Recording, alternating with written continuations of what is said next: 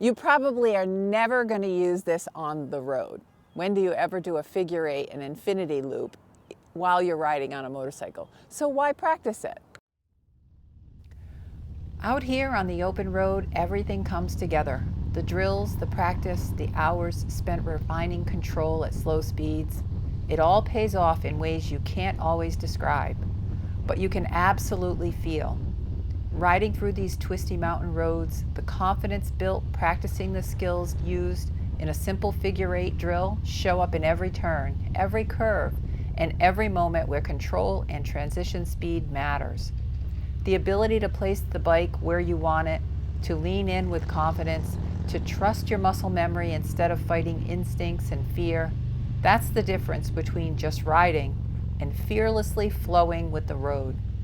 The figure eight itself, you'll probably never do one out here, but the muscle memory, the confidence, the ability to control speed and direction without hesitation, that's the part that stays with you. It's in every hairpin switchback, every tight U-turn, every time you navigate a gas station, a parking lot, or a crowded intersection with ease. When you practice, you aren't just learning drills. You're unlocking a level of freedom that can't be put into words. And once you feel it, you'll never ride the same way again. So, putting all that together is where the figure eight comes in. Mostly because it helps you with your transitions and your lean angle as well as U-turns. So once you have gotten through exercise 6, which is the U-turns, you're ready for putting it all together and putting it into something where you can combine skills that you've been learning from exercises 1 through exercise 6. So exercise 1, again, smooth starts and stops. Exercise 2 is the slow ride. Exercise 3 is trust and believe. Exercise 4 is the right and left turns from a stop. Straight up, no leaning. Then we get into leaning. Exercise 5 was the single serpentine. And then exercise 6, we do the U-turns. Okay, we've been working on U-turns, tighter and tighter, having control in them. And then as we get to exercise 7, we start to now include transitions in our exercises. So we're leaning, we're turning, and we're transitioning. Putting all that together is where the figure eight comes in. Figure eights it's a really fun exercise to do. And again, it's not something that you're actually going to use this entire exercise on the road, but it's a nice skill to get you familiar with the flow of turning your motorcycle in a complete U-turn all the way and transitioning your handlebars in the other direction. So you're doing a handlebar transition one direction, holding it till you're all the way around in almost a full circle, and then transitioning the bars in the other direction and holding that turn all the way. So 2 infinity symbols inside the rectangle and then out. So you come in one gate, out the other gate. So it helps you work on your head and eyes. It helps you work on your controlling your clutch lever and your throttle at consistent speed, dragging the rear brake slightly to keep your speed at a certain level. I say about 8 to 10 miles an hour you would be doing the figure eight. And this entire space, the 43 by 27 space that we use, doesn't require much of a lean at all, but it is good to work on it using the entire space until you feel like you can lean the bike a little more and then tighten up your turns so your circles can get tighter and tighter. When I first started doing this, I was using a space much bigger than 43 by 27 and no cones. And then we moved it inside the cones and then started working inside the 27 by 43. And then now we do 4 parking spaces, which is an 18-foot U-turn, 18-foot circle inside the less than 43 depth of the rectangle. So maybe it's about 36 feet. And you're inside of 2 parking spots on both sides. So 4 parking spots would be a tighter turn. That's not the normal requirement of this exercise. So that's a level up. You can also level up by not using your rear brake and doing the turns. And you can further level up by not using the rear brake and doing the tighter turns inside the 18-foot space, which is the 4 boxes. So there's lots of different ways that you can always be increasing your skills. But as we start out on this exercise, we're only doing the transition and the circles. So try it without cones first. And then once you get it where you can manage your bike and you're feeling confident with it, then you can work inside the cones. And work inside the cones is good for wheel placement. You always want to know where your front tire is, so where that front wheel is, so you can use the entire space. That's going to come in handy in some of the next couple of exercises. And also getting that transition faster and faster and faster so that you can really manage your bike.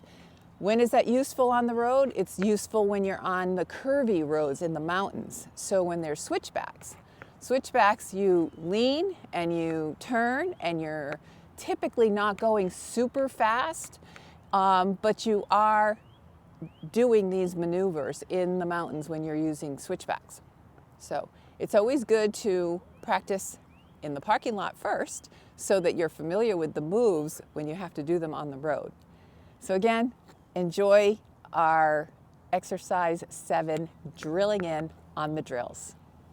Now the figure 8 is not necessarily an exercise that you need to master tight turns and do 18-foot figure 8s, although it is fun to challenge yourself once you become proficient at it. But figure 8s was something that I practiced even as a very, very new rider in the parking lot.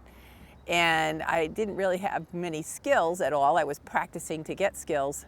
But the figure 8 was one of the things that I did practice quite often on my own because it allowed me to change direction of my motorcycle and keep myself able to do turns on both sides.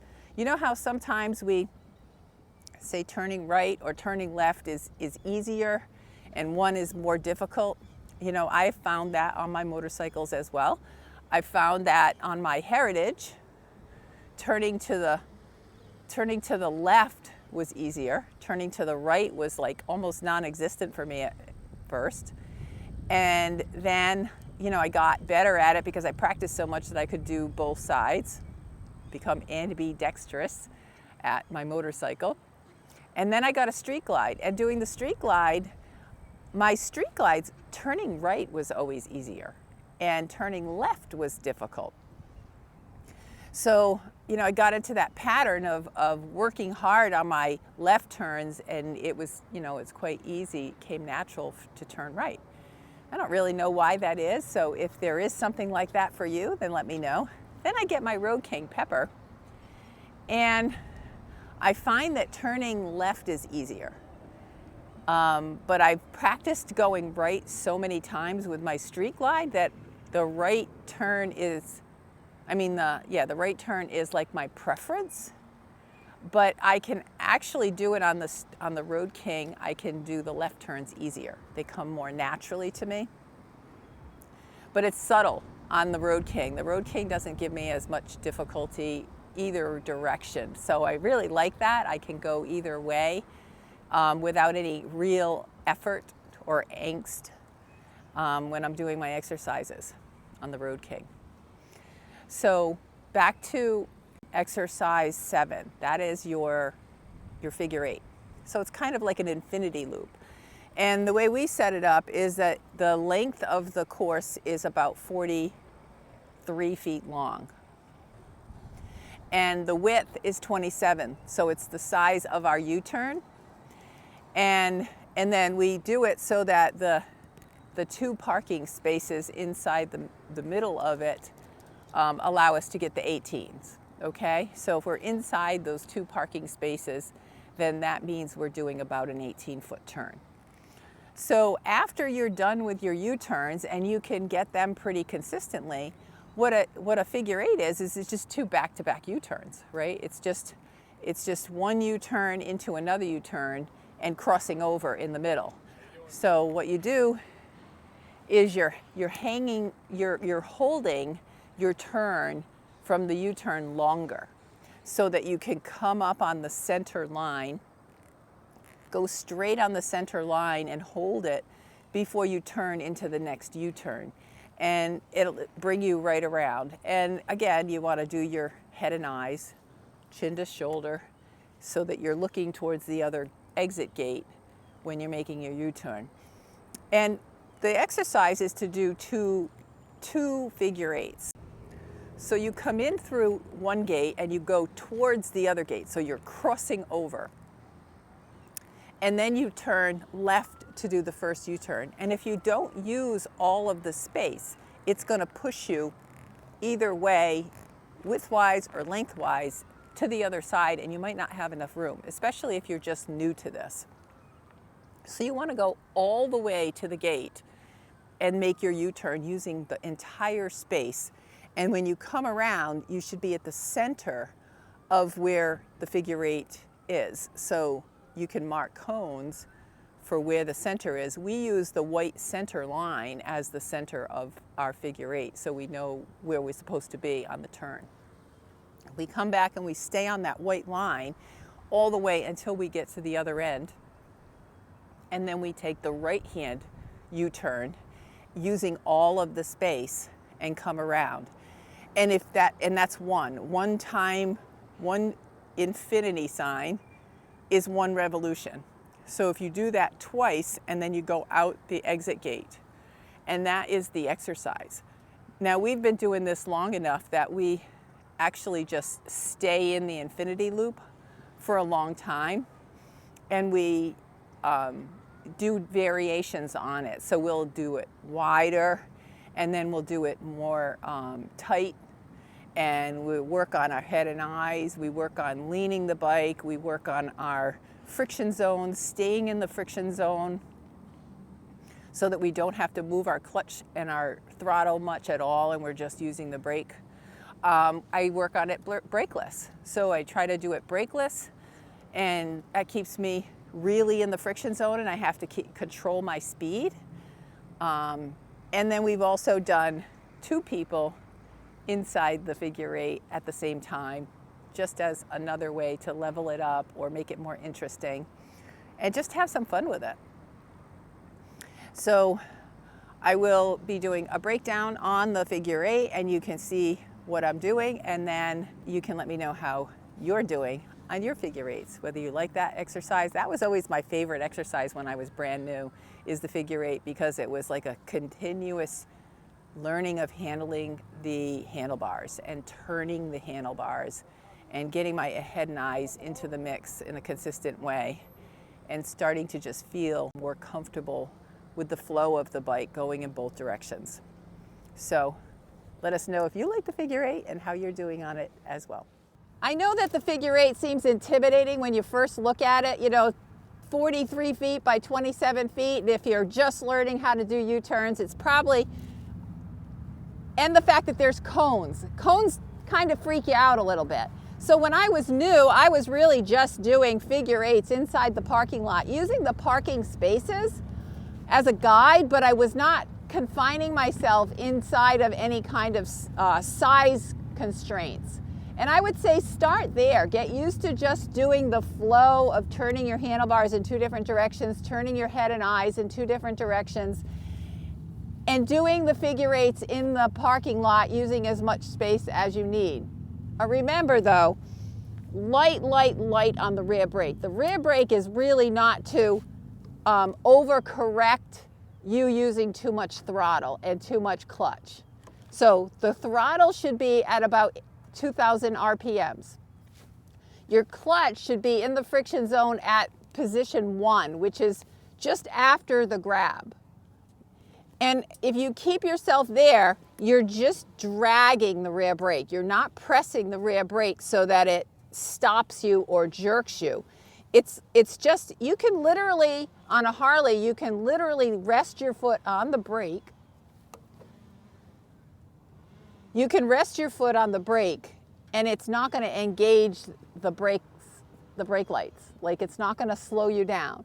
You actually have to depress it in order to slow yourself down. But when I'm dragging the brake, we're talking light pressure. Like, if you can see my foot there, it's such light pressure that I'm barely touching it. And if I were to stab at it like that, I'm going to jerk the bike because I'm going so slow. So you really just want to keep one constant pressure on the rear brake. And if you start going too slow, you just lift off slightly. And then if you go too fast, you press it slightly. And that way you can keep your clutch and your throttle in the same position the whole time. Because as soon as you start changing your throttle or changing your clutch while you're in slow speed operations, it makes things unpredictable, and then you're compensating for too much of this or not enough of that, and it can throw you off. So try to really, when you're practicing initially, and even before you use cones, try to get your throttle in one spot and leave it there. Do a big circle in both directions, big circles in both directions, and then get your clutch where you're just moving the bike at the right speed, which is like 8 to 10 miles an hour. I don't even think it needs to be faster than that. If you're doing big circles like that, you're not going to be leaning the bike much. So don't even worry about that. Just worry about getting your head and eyes turned in the direction that you want your handlebars to go. Then you turn the handlebars. So it's not going to be a tight turn on the handlebars. It's going to be a gradual turn on the handlebars, maybe halfway. So full lock is here, halfway would be here. And you're just gonna like barely lean the bike and counter sit a little bit, okay? So just lean over so that you're upright the whole time. Go slow enough that you can actually get your throttle and your clutch in the right spot while you're dragging the rear brake. And once you have that, like, stay in that motion for a long time so that you can get used to your throttle and your clutch. Then put the boundaries up so that you can keep yourself inside a confined area. And then you can move it in and in and in as you start to get better at your speed and your lean and your confidence. So really, again, it's all about confidence and showing up for yourself at practice. You can go in, go ahead. It's a figure 8. So you come in this way and you aim towards this green. You know what's interesting? Then you do a circle, Is come up on this white line, aim towards that green, and do a circle. Come up on the white line, do another circle. Come up on the white line, do another one, and then out the gate. So it's 2 infinity loops. okay, so in here, In there, go towards that gate. I'll go towards the gate. Go towards that gate, do a U-turn on the white line, come across, do a U-turn this way, go back towards that gate, do a U-turn this way, and out the gate. Go ahead. You can do it. I have to remember all the turns. I'll tell you. All the way to the gate first. Now a U-turn towards me. No, the other way. There you go, that way. Come around this way.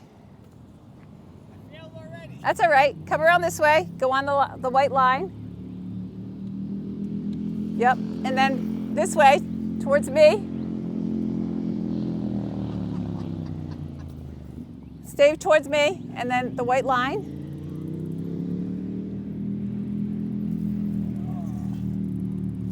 And then do another circle inside there towards the gate. Come down this way, and then go on the white line. And then turn this way to the right. And use this space. And then back that way. It's like the number 8. Turn left. And then out. Yeah.